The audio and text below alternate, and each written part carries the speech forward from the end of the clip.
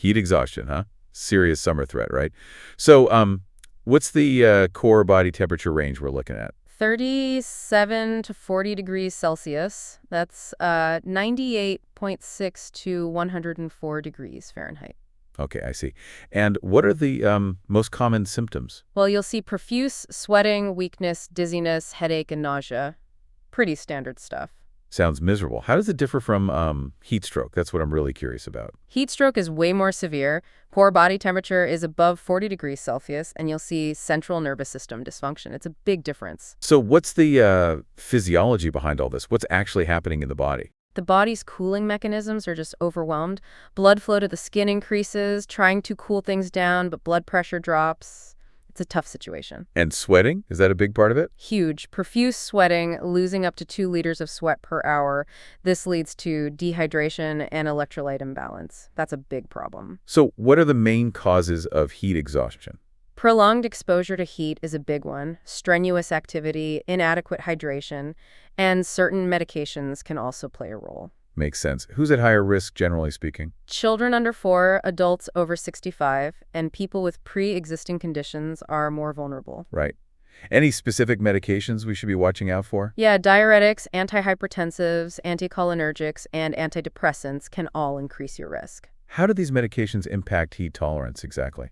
They can cause electrolyte imbalances, reduce sweating, or, weirdly enough, sometimes increase sweating excessively. It's complicated. What about pregnant women? Are they at increased risk? Absolutely. Pregnancy increases metabolic and cardiovascular demands, making them more vulnerable to heat exhaustion. And children? What makes them more susceptible? Children have lower heat tolerance because their thermoregulation systems aren't fully developed yet. So how can we prevent heat exhaustion? What are some practical tips? Wear loose clothing, stay hydrated, avoid strenuous activity during the hottest parts of the day, and acclimatize gradually to warmer temperatures. Good advice.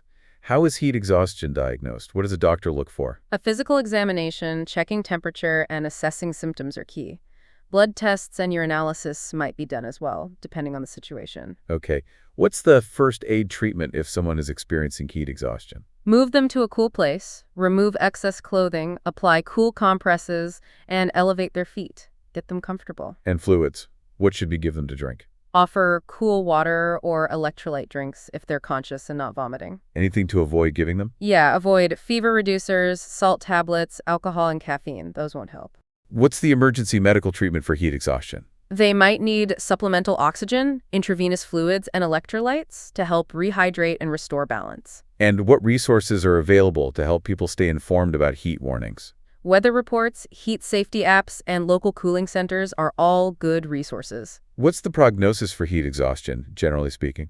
Most people recover fully with rest and rehydration. But if it's left untreated, it can progress to heat stroke, which is much more serious. Right. Heat stroke is life-threatening, isn't it? Yes, it can lead to organ damage and even death. It's a serious condition. Wow. Well, thank you for this informative discussion. I really appreciate it.